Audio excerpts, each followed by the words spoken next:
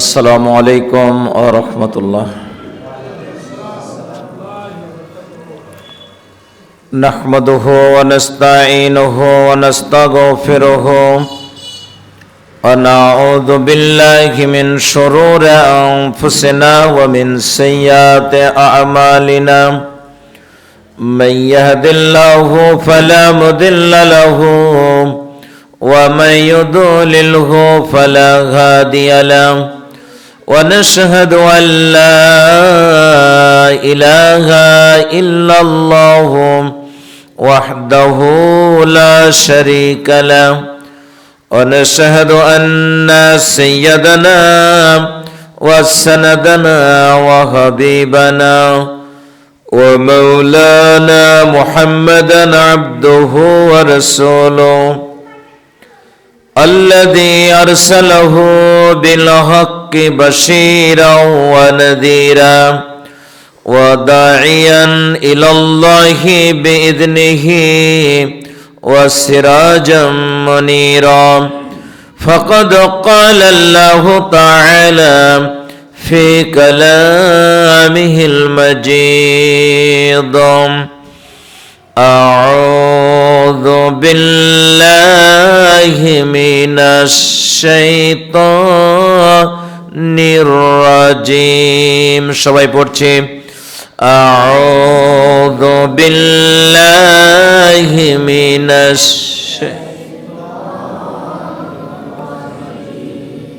بسم الله الرحمن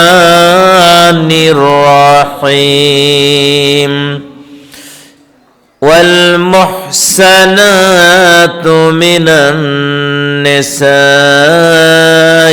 إلا ما ملكت أيمانكم كتاب الله عليكم وأهل لكم ما وراء ذلكم أن تبتغوا بأموالكم محسنين غير مسافحين فما استمتعتم به منهن فآتوهن أجورهن فريضة ولا جناح عليكم قياما تراضيتم به من بعد الفريضة إن الله كان عليما حكيما. إن الله وملائكته يصلون على النبي يا أيها الذين آمنوا صلوا عليه وسلموا تسليما. اللهم صل على محمد وعلى آل محمد كما صليت على إبراهيم وعلى آل إبراهيم إنك حميد مجيد. اللهم بارك على محمد وعلى آل محمد كما باركت على إبراهيم وعلى آل إبراهيم إنك حميد مجيد. লালাইস কেন্দ্র মসজিদে আয়োজিত আজকের এই ধারাবাহিক কোরআনুল কারীমের তাফসিরে উপস্থিত সম্মানিত মুসল্লিয়ানি কেরাম, যাদের কানে আওয়াজ পৌঁছানো যাচ্ছে, সর্বস্তরের মুসলিম জনতা, বিশেষ করে পর্দার আড়ালের মা এবং বোনেরা, আল্লাহ পাক পবিত্র রমজানুল মুবারকে আমাদেরকে তার ঘরে সমবেত করেছেন। কোরআনুল কারীম থেকে কিছু কথা শুনব, রমজান সম্পর্কে আমরা কিছু কথা জানবো আর আমল করব। এমনটি অভিপ্রায় নিয়ে যে আল্লাহ রাব্বুল আলামিন আমাদেরকে কবুল করলেন, আমরা সে আল্লাহর শানে শুকরিয়া আদায় করছি। আমরা পড়ছি সবাই আলহামদুলিল্লাহ। দরুদ এবং তসলিমাত প্রিয় নবী, প্রিয় রাসূল, প্রিয় নেতা জনাবে মুহাম্মদুর রাসূলুল্লাহ সাল্লাল্লাহু আলাইহি ওয়াসাল্লামের উপর। আমরা যেই সূরাটা তাফসীর শুনছিলাম, সূরাটার নাম হচ্ছে নেসা। সূরাটার নাম হলো নেসা। নেসা মানে মহিলা মানুষ। পুরুষের নাম দিয়ে কোনো সূরা কিন্তু কোরআনে আসেনি।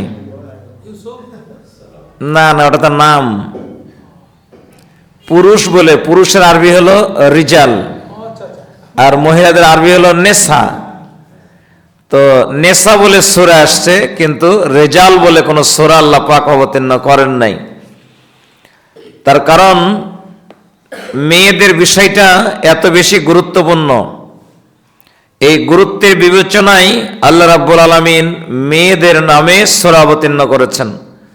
এই সূরার ভিতর শুধু মহিলাদের আলোচনা করা হয়েছে এমনটা নয়, তবে স্পেশালি মেয়েদের কিছু বিষয় এখানে আলোচনা এসেছে। গতদিনে আপনারা মুহরেমাত মানে যে সমস্ত মেয়েদেরকে বিয়ে করা হারাম, এই সমস্ত মেয়েদের আপনারা পরিচয় জেনেছিলেন। যাদেরকে বিয়ে করা হারাম তাদের কাছে পর্দা লাগবে না। বাদবাকি যতগুলো মেয়ে আছে তাদের কাছে আমাদেরকে পর্দা করে চলতে হবে। পুরুষেরা এবং মেয়েরা তারা পর্দা মেনটেন করবে। এখানে 14 প্রকার মেয়েদের আলোচনা আছে।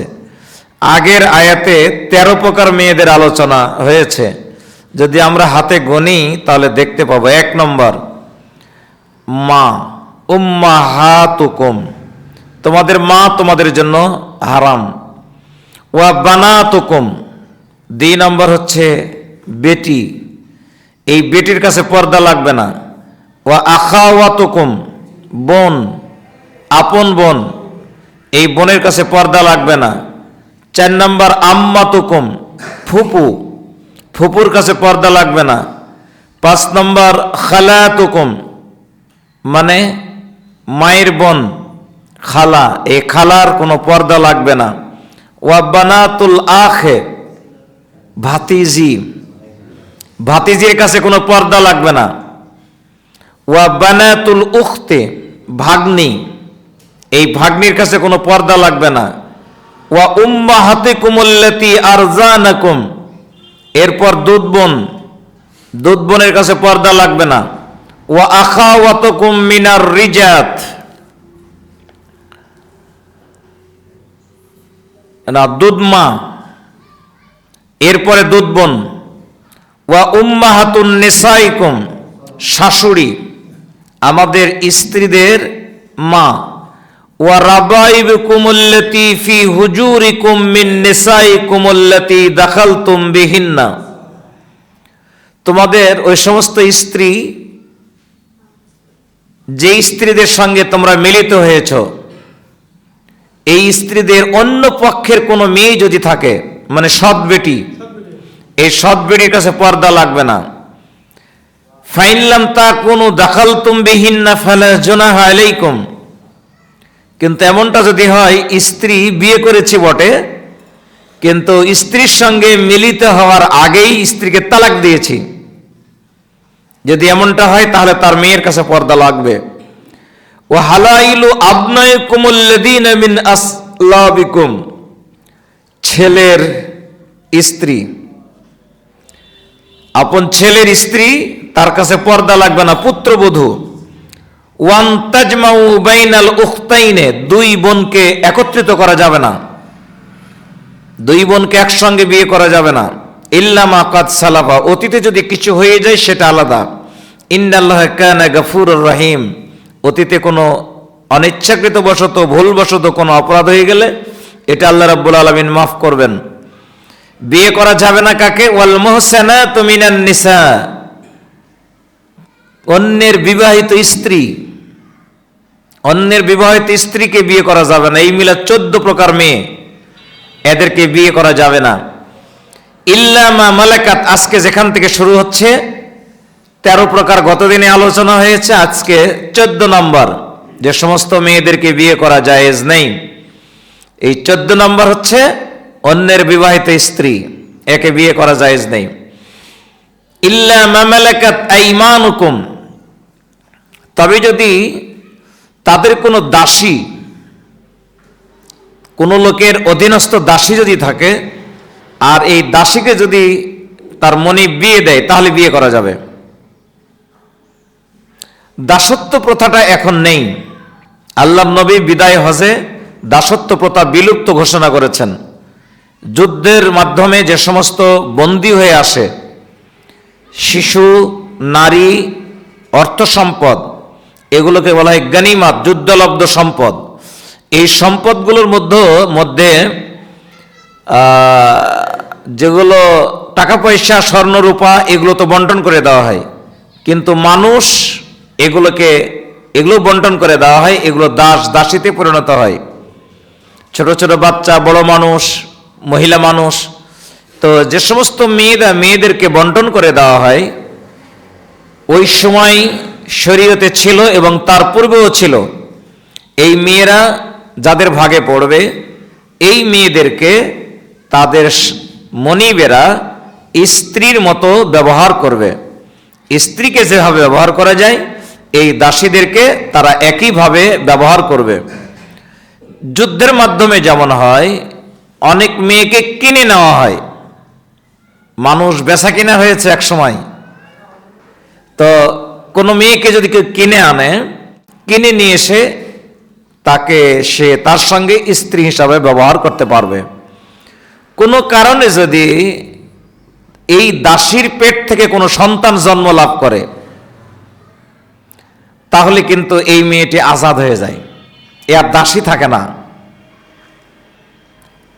এই মেয়ের পেট থেকে যে সন্তান হবে, এই সন্তানটা বৈধ সন্তান, এই সন্তান তার বাবার সন্তান হিসেবে গণ্য হবে। তখন এই মেয়েটাকে আর কোথাও সে বিক্রি করতে পারবে না। তার মনিব যদি মনে করে যে তাকে আমি কোথাও বিয়ে দিব, তাহলে বিয়ে দিতে পারবে। ও নিজে না রেখে অন্য কোথাও বিয়ে দিতে পারবে। কিতাবাল্লাহ আলাইকুম, এই যে কথাগুলো বলা হলো, এই কথাগুলো আল্লাহ পাকের পক্ষ থেকে, আল্লাহর কিতাবের কথা। ওয়া উহিল্লা লাকুম মা ওয়ারা যালিকুম,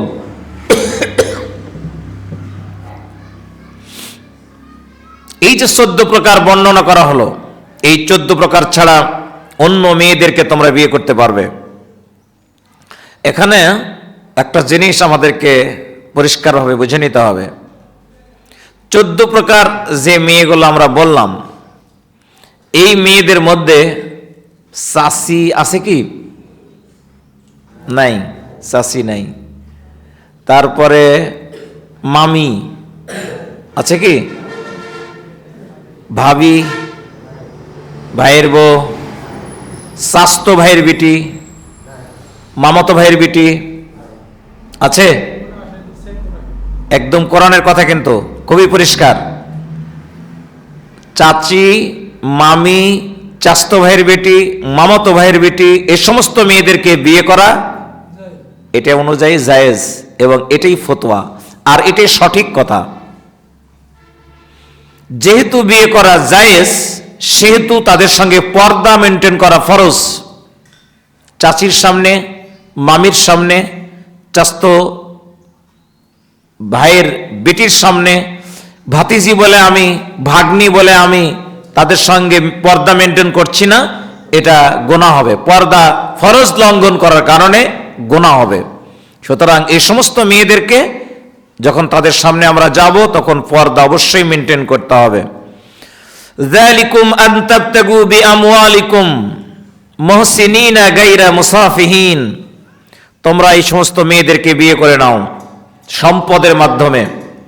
এরা বিয়ের দ্বারা, খুব বেশি দরকার নাই, এরা বিয়ের মাধ্যমে নিজেদের ইজ্জত আবরুকে হেফাজত করবে। কোন অবস্থাতে গোপন প্রেম তারা করতে পারবে না।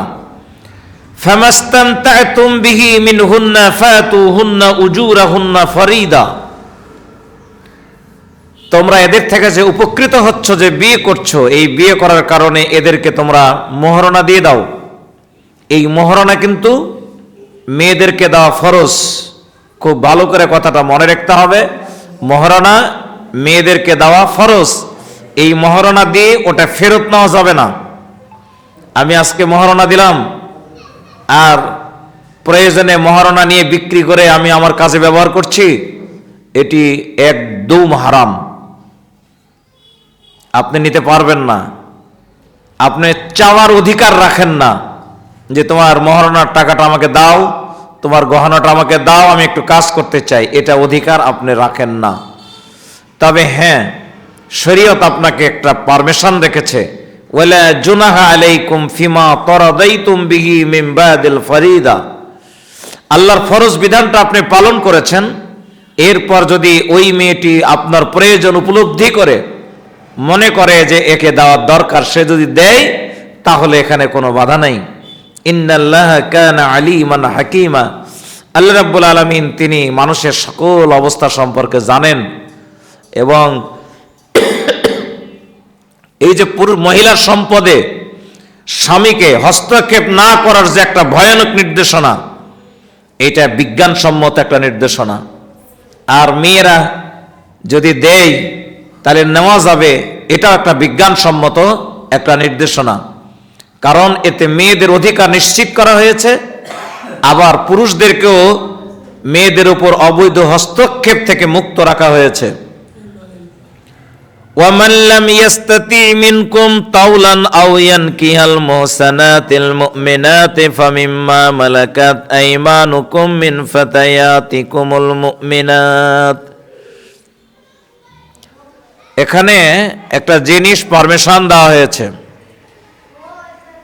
এই ছেলেরা, এই হয় এখানে বসবা আর না হলে বাইরে যাবা, ওঠা বসা একজন কেউ যেন না করে, একদম চুপ, 100% স্টপ।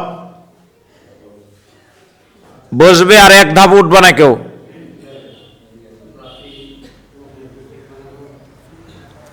আইন কানুন সংক্রান্ত, বিবাহের আইন কানুন সংক্রান্ত বিষয়ে কিছু কথা এখানে আছে, আমি একটু কাটা কাটা ভাষায় না বললে বোধগম্য হবে না।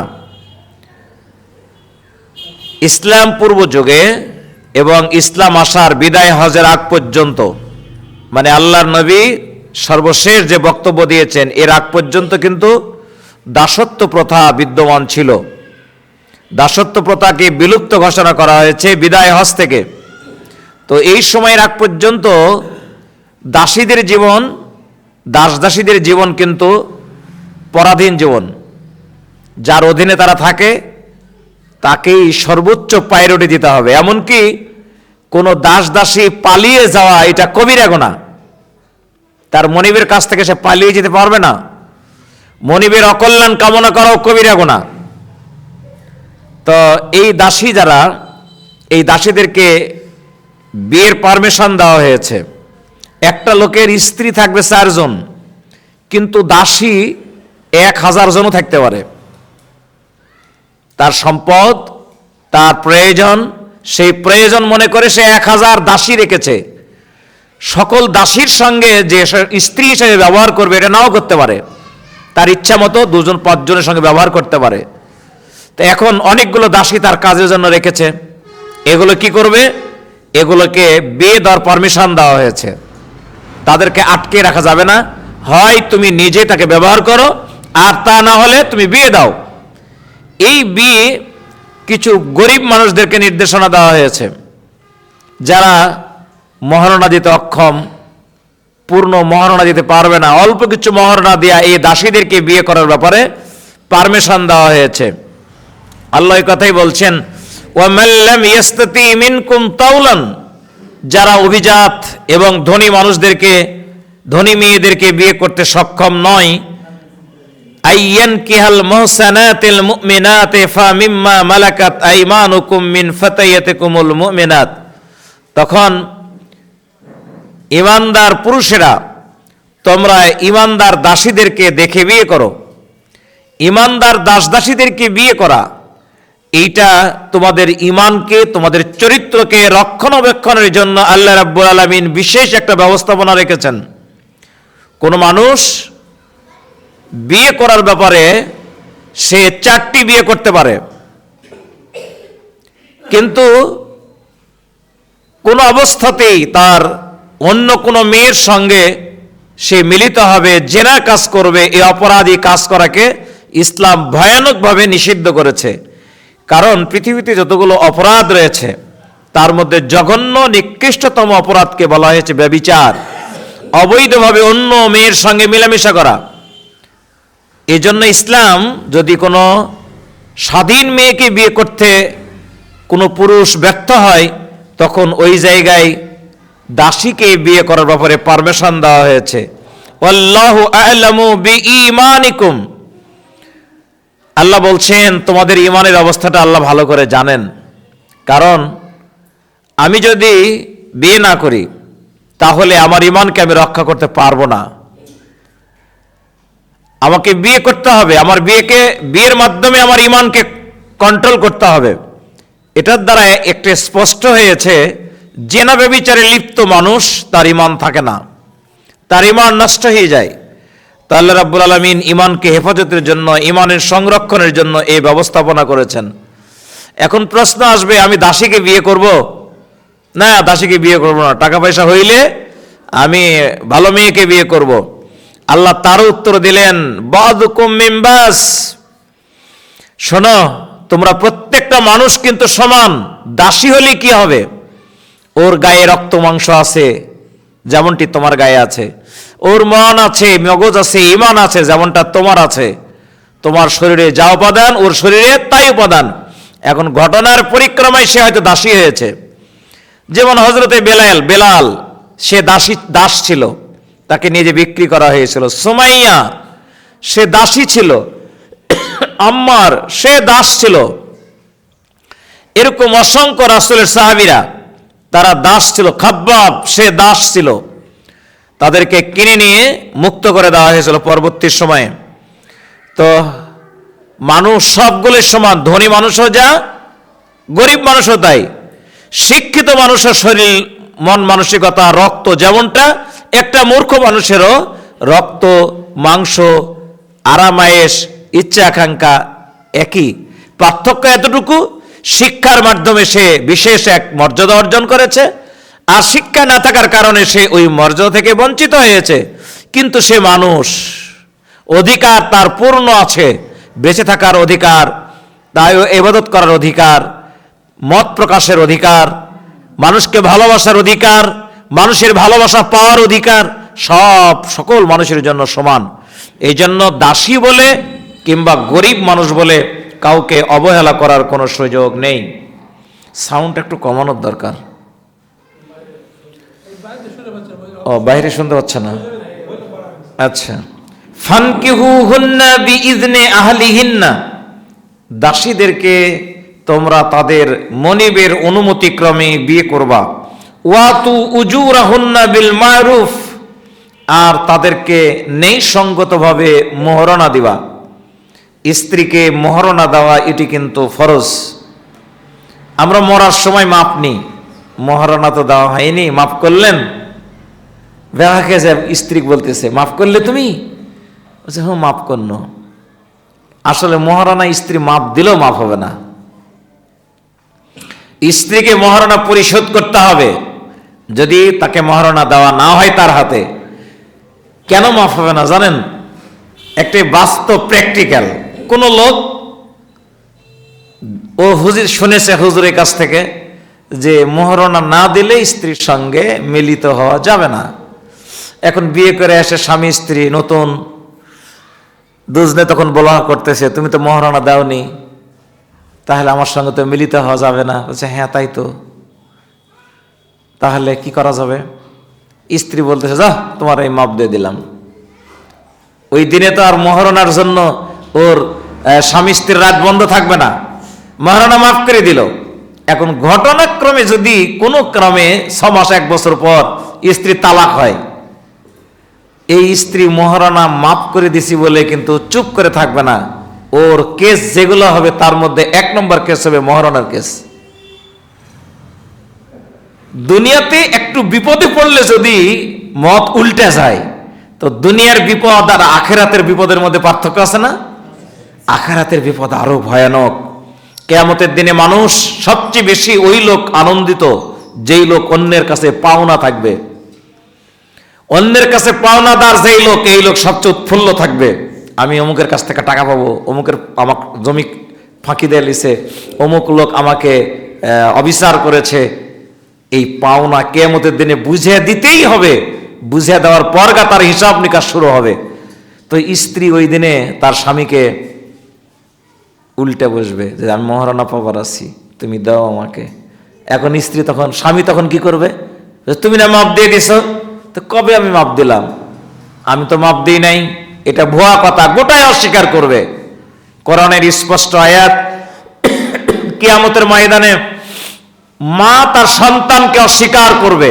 সন্তান মায়ের কাছে গিয়া কান্নাকাটি করবে আর বলে, মা মাত্র একটা গুনার জন্য আমি জাহান্নামে চলে যাচ্ছি।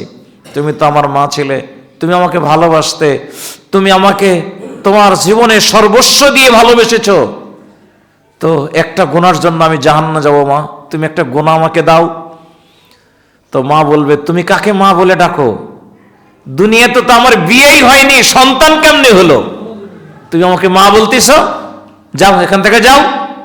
তার মানে ও গুনাহ কি বলে নেকি দেবে না বলে মাতৃত্ব স্বীকার করে বসবে।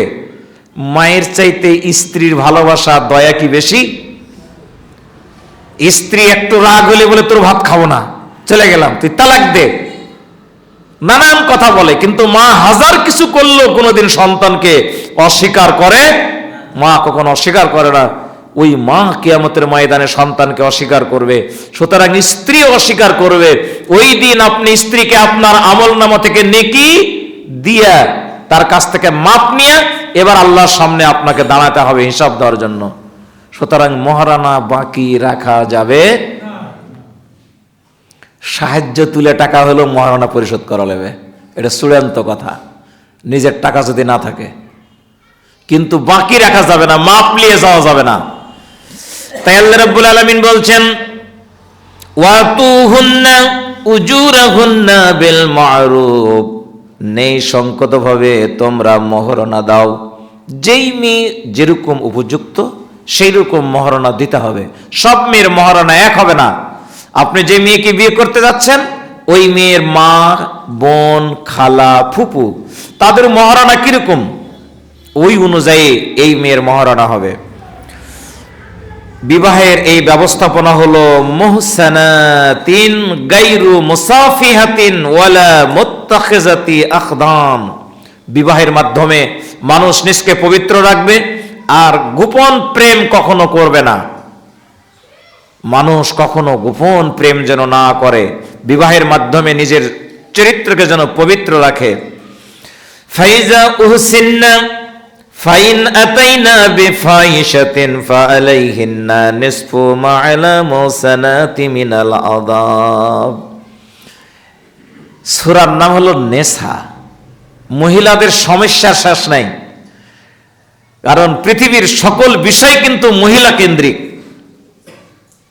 এখানে আরেকটা আইন উল্লেখ করা হয়েছে, কোন এই দাসী যদি, যে সমস্ত মেয়েদেরকে দাসীদেরকে বিয়ে করা হয়েছে কিংবা বিয়ে দেওয়া হয় নাই, এমন কোন দাসী যদি জেনা করে, কোন ব্যভিচার করে, তাহলে তার শাস্তি কি?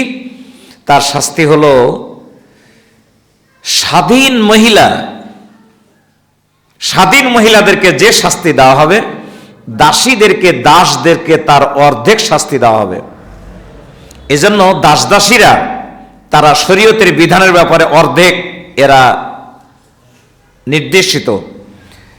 যেমন কোন নারী পুরুষ, বিবাহিত অবিবাহিত নারী পুরুষ জেনা করেছে, তাকে 100 বেত মারা হবে।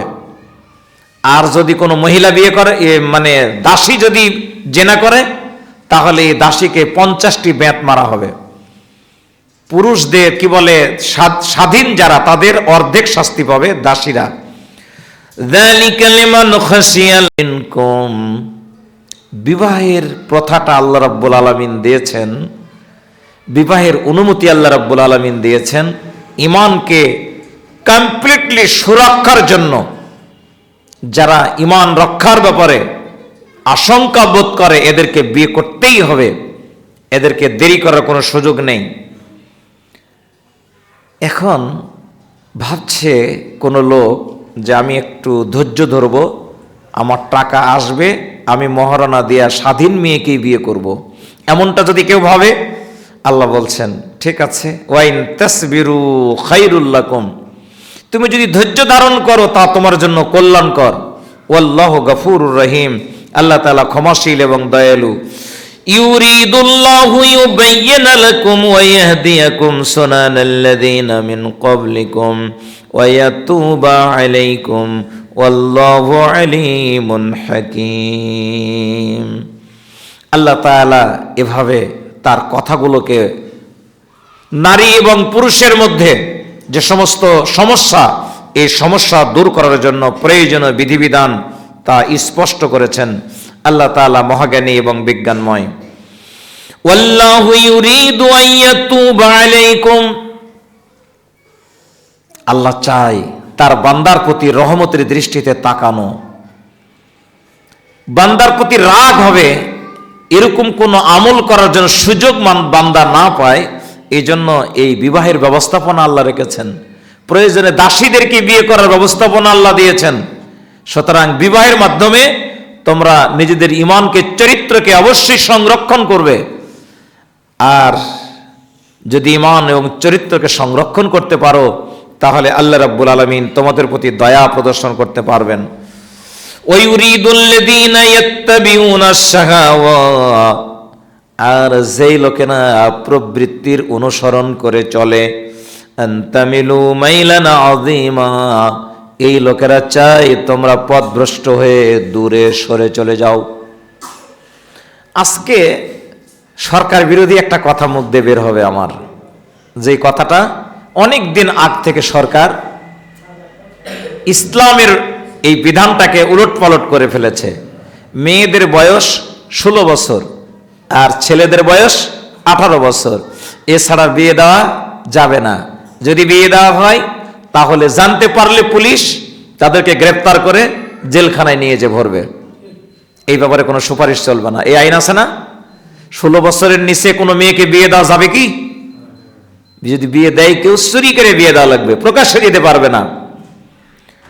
এটি হচ্ছে মুসলমানদের মধ্যে জেনা, ব্যভিচারকে, অপকর্মকে ছড়িয়ে দেওয়ার জন্য একটা সুপরিকল্পিত পরিকল্পনা।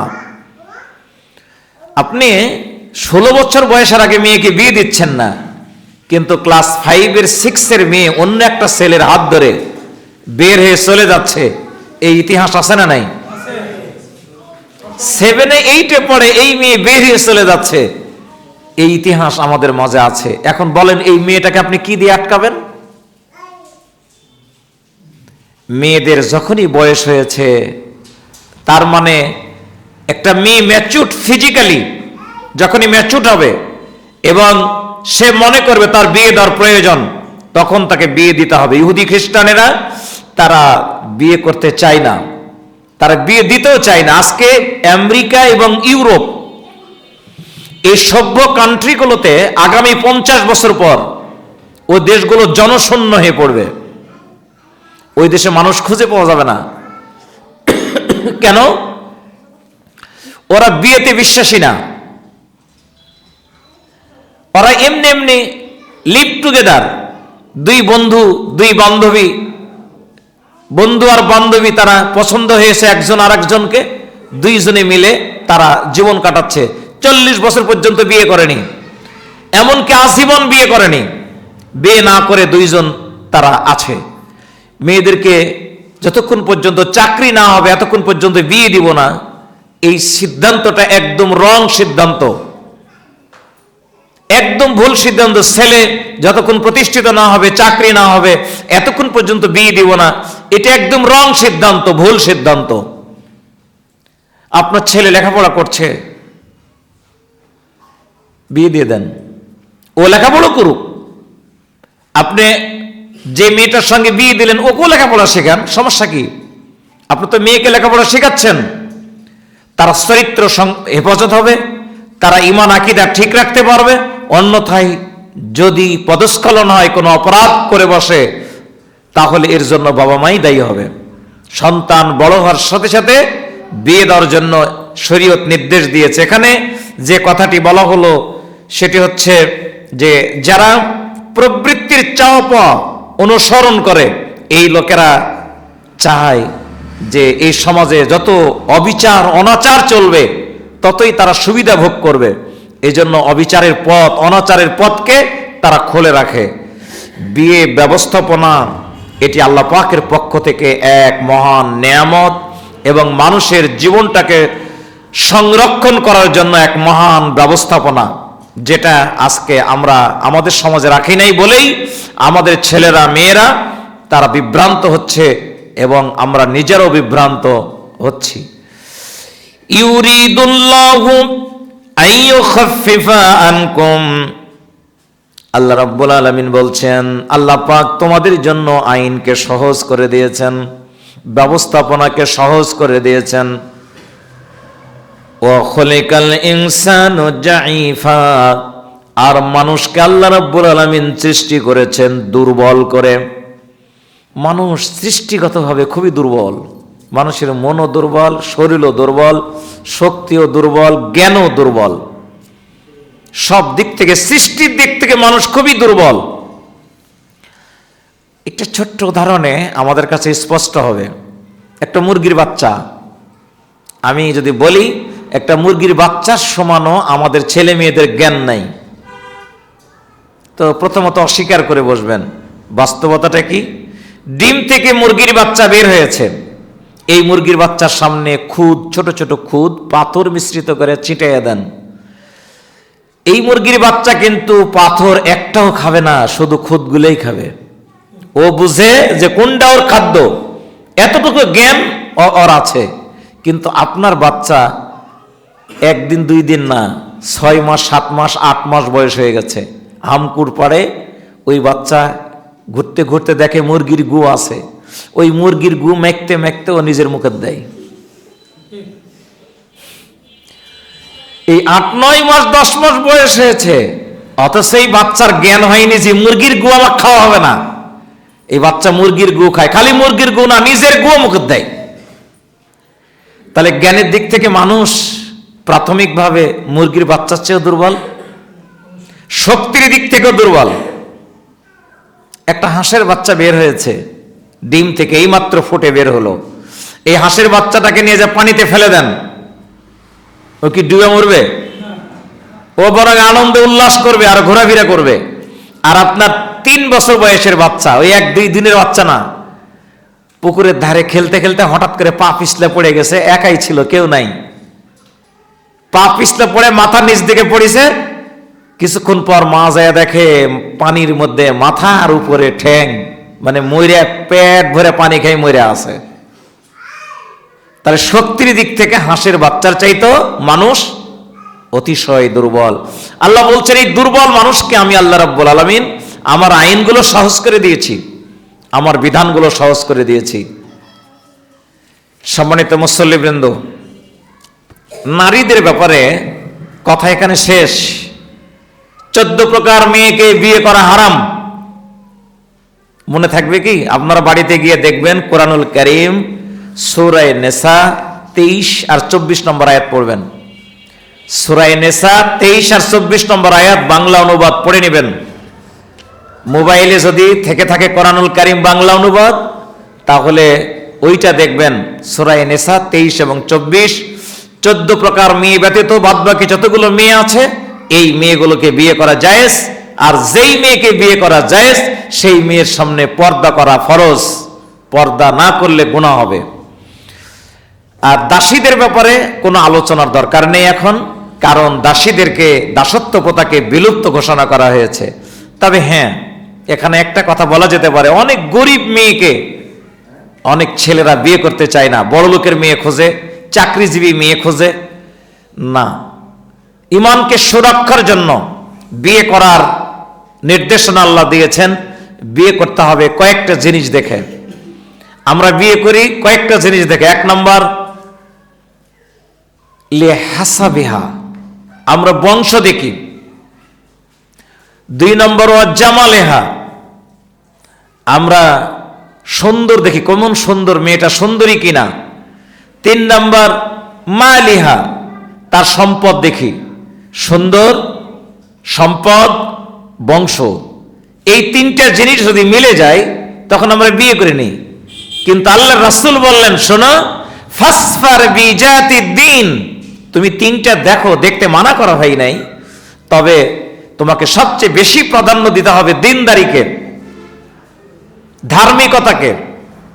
মেয়েটি ধার্মিক কিনা, দিনদার কিনা, পরেশগার কিনা, নামাজি কিনা, কোরআন তেলাওয়াত করে কিনা, ওর বাবা মা ইসলাম মানে কিনা। যদি ইসলাম না মানে, মেয়েটি যতই সুন্দর হোক, বংশ যতই বড় হোক, সম্পদ যতই থাক, একে বিয়ে করা যাবে না, যাবে না এবং যাবে না। আমার এক বন্ধু, সে বিশ্ববিদ্যালয়ের টিচার, বিয়ে করলে এমন একটা মেয়েকে, যে মেয়ের নামে আছে 50 বিঘা জমি,